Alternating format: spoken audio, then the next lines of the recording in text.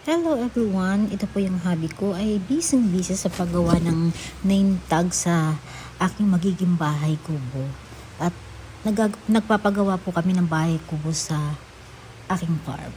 Guys, i-update ko po kayo sa aming farm. Natapos na po yung kalsada. Yun po yung pinakalabas ng kalsada na semento. Pinalagayan po namin dito ng dalawang kalsada, two-way.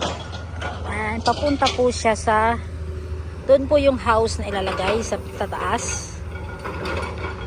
Ayan. Two-way po ang pinalagay namin dito. Then, lalagay pa din po kaming kalsada pag anon, papunta po sa glamping site. Ito po, kubo ko, pinapagawa namin. Ang tawag po dito ng husband ko ay malushat. Ito po ay wala pang semento yung haligi. Kumbaga, para nabubuhat lang. Kasi ito, dito sa part na to, hindi pa namin alam kung anong gagawin namin. Kaya hindi pwedeng simentuhin yung kubo. Pansamantala muna yan. Then, nagmamadali sila kasi Saturday ay may painom kami at may kunting salo-salo. Ayan. Then, ito po yung backhoe na malapit na rin pong matapos. Kasi ito po, gagawin namin siya ng landscape. Ila-landscape po namin siya na may mga pine tree paligid.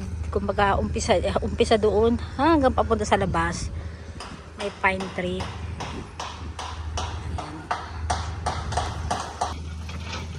Malapit nang matapos ang aking bahay kubo.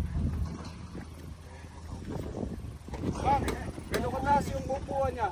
Yung pinaka-upuan, ma'am. Sintaas nung nandun? This is ang pagpapakita naman.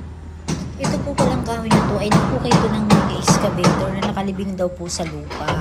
Sabi niya, nakita niya napakaganda daw po ng klase ng kahoy na to.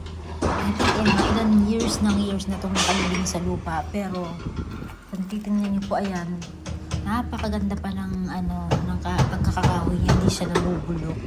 Kaya gagawin namin to ng siguro lamesa, i-design namin. Ayan po. Okay guys, hanggang dito na lang. I-update ko po kayo sa Saturday at may salo-salo kami matatapos na to. May handaan din at inuman ng konti para sa kanya. Thank you for watching.